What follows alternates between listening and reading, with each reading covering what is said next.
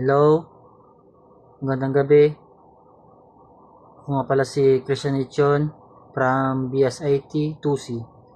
Welcome to my reflection video to Constitutional Provision on Privacy.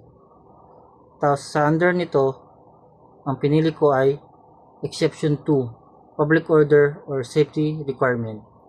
Kasi based dun sa example na binigay ni Sir, ay meron akong real scenario dito about sa public order or safety requirement.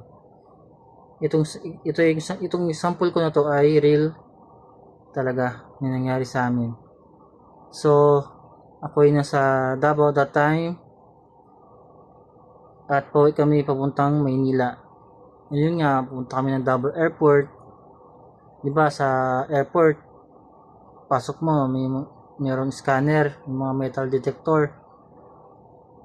So, doon sa bagahe namin na isa ay meron kaming laman na marine epoxy, yung nasa lata, ito siya kalaki, marine epoxy.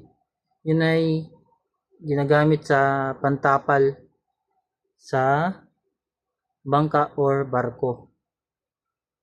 So, syempre dala ng tito ko, di namin alam na bawal pala yun sa airport at ipasok sa eroplano.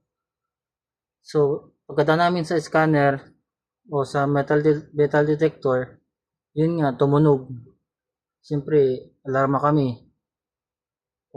Alarma kami kasi tumunog yung pagdala namin sa scanner. Ayun nga may marine epoxy, bawal pala yun. Sita kami ng gwardiya. Tapos, sabi ng gwardiya sa amin na, Sir, ma'am, lumunod kayo sa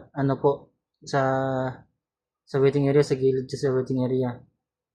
Kasi check natin yung bag ninyo kasi yung nga tumunog yung scanner. So nasa na kami sa waiting area.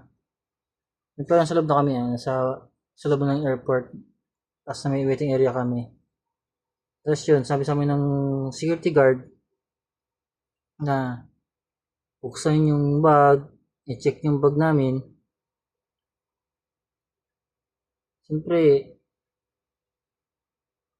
hindi kami makatanggi kasi protocols yun.